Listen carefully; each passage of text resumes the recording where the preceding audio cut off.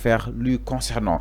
Donc, le contentieux trouve son origine dans l'édition du vendredi 4 juillet 2025, émission Jàkkaarloo Fossoane TFM, au cours de laquelle ay propos la daal di yëkkati yu sensible en direct. Loolu nag mu daal di provoquer benn controverse dans l'opinion publique sur les réseaux sociaux. Donc le climat s'est alourdi autour du plateau, notamment après la convocation de Badara Gadiaga, le chroniqueur bien connu justement de l'émission. Disons que daal déglu itam par rapport ak li nga xam ne que justement les enquêteurs.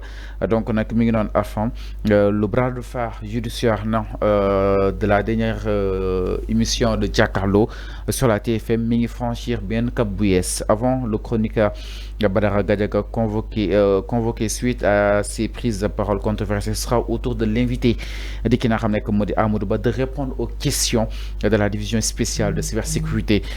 Mu nekk convocation boo xam ñu bëri ñu ko doon xaar à ce que pour mu am ginnaaw ba daal di convoqué Madiambal Diagne sànq doon na ko wax si ki nga xam ne moo di Khalifa Diakhaté naka na daal di jàngatee justement par rapport à cette convocation bi nga xam tam jot na ko. Mais moi je suis d'accord de la convocation, je suis d'accord. Man mi wax naa ci émission fii nee naa la Amadou Ba wax na fa ay wax yoo xamante ça mérite une convocation mosuma ko wax fii quand il a dit il y avait une consultation à domicile de certains magistrats qui bëgg condamner di laaj kan moo mën a condamner Ousmane Sonko pour mu bañ a bokk élection wax naa ko fii ci émission nee na Amadou Ba wax na fa ay wax yoo xamante ne war nañu ko laaj waxuma que ñu yóbbu ko kaso war nañu ko laaj fan la jëlee information bi ak kan moo ko wax te je crois aujourd'hui vous êtes soulagé le fait que ñu convoqué Amadou Ba. Maintenant ñu doon j'attends Alioune Tine ak Seydi Gassama ñu taxaw tamit Amadou Ba comme nu ñuy taxawee Badara Gadiaga maa ngi xaar de dinaa xaar loolu man comme yëgg nañu convocation Amadou Ba maa ngi xaar moom Alioune Tine ak Seydi Gassama ñu taxaw Amadou Ba comme nu ñuy taxawee Badara Gadiaga ma xool ndax dina am équilibre maa ngi xaar loolu. Soyons sérieux. Quand tu incarnes la société civile, tu dois être neutre. Mais ils ne sont pas neutres, ces gens-là. Ils ne pensent qu'à leur intérêt. Après, vous allez nous tympaniser. Oui, Alioune Tine nene. Oui, Seydi Gassama nene. Oui, Moundiaye Cissé nene. Oui, kenen ki, nous me tout comment il s'appelle? Birahim Seck woy Birahim Seck nee ne lan la ñuy wax soyons sérieux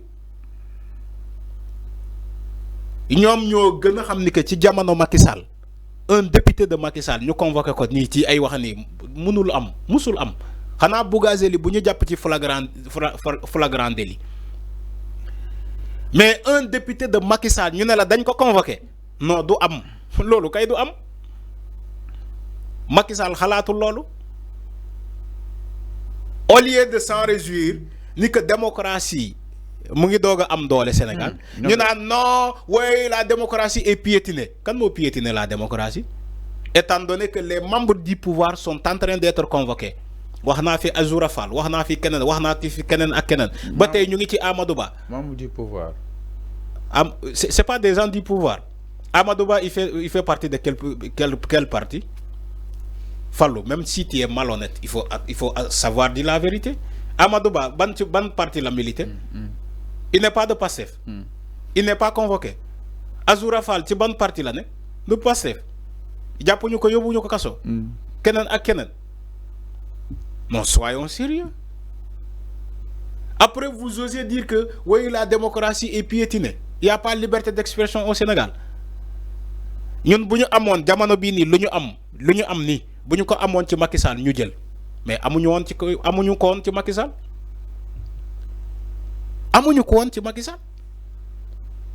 Macky Sall da nga koy ne rafet na sax mu yóbbu la kaso da ngay commenter def emoji sax di reetaan mu yóbbu la kaso day gis sa téléphone fond d'écran Ousmane Sonko mu yóbbu la kaso est-ce que jamono bii nii loolu yëpp am na amul. Pourtant, des gens disent que oui, il n'y a pas de liberté d'expression au Sénégal, il n'y a pas de démocratie au Sénégal. Alors que c'est faux. Ñoom ñii di wax xam nañu que tey la démocratie gën a amee doole Sénégal tey la liberté d'expression gën a amee Sénégal doole te ñoom ñii di wax parce que certaines personnes ils travaillent pour des lobbies. C'est des lobbies.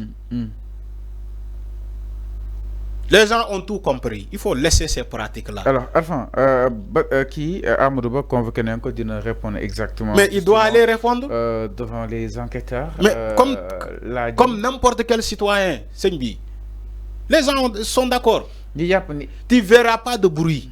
Amadou Ba il va pas faire un live comme Badara Gadiaga. Mais un député tamit suñ koy convoqué dafa am fu ñu war a jaar. Mais bien sûr loolu laa bëgg a ñëw. Mais tamit loolu tamit peut-être est-ce que du si couac. loolu laa bëgg a ñëw. du dañu ko convoqué. Il faut suivre la procédure. Il faut suivre la procédure. Peut-être les gens vont te dire que non flagrant délit là. Parce que dafa wax ci émission. waaw. Fallu dama xam yoon.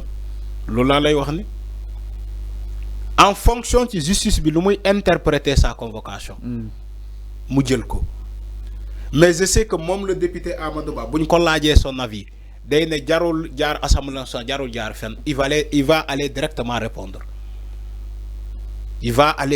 répondre à cette convocation. jarul ñuy guddal non jarul ñuy dem ay assemblée nationale ay immunité parlementaire wala leneen ak leneen il va aller directement répondre. Si le député est animé de la volonté, disant non, damay dem répondre, mais on l'attend, on lui donne le privilège d'aller répondre directement. Ok. Mais on te dit qu'il ne peut pas être jugé avec l'immunité parlementaire. Ou bien en cas de flagrant délit, l'ocho si poste, comme Bougazeli, faux billets, là, quel monde dara. Voilà les députés qui nous donnent la femme en état de qui lolu ken mënu ci dara. Alors donc mi non enfin mais enfin est-ce que tamit li warul tax ñu éviter des fois de judicialiser exactement les débats publics concrètement parce que li émission bi lim jurat bari na convocation en a plus finir dama né émission 4 personnes déjà convoquées Abdou Gningue Badara Gadiaga Madiaba Diagne Amadou Ba entre autres. Il devait y avoir une interrogation sur l'émission Jakaarlo. Les membres composantes de cette émission devaient aller répondre. Ah, oui, bien sûr. À tout de rôle. Tu as un problème entre répondre et prison. C'est pas la même chose. Si, Alphonse. Les membres composantes de l'émission Jakaarlo doivent aller répondre à la justice. Nous convoquons l'un. Pourquoi? Non. Émission direct oui, bien sûr. Ils peuvent être complices. Je dis ils peuvent. C'est une supposition.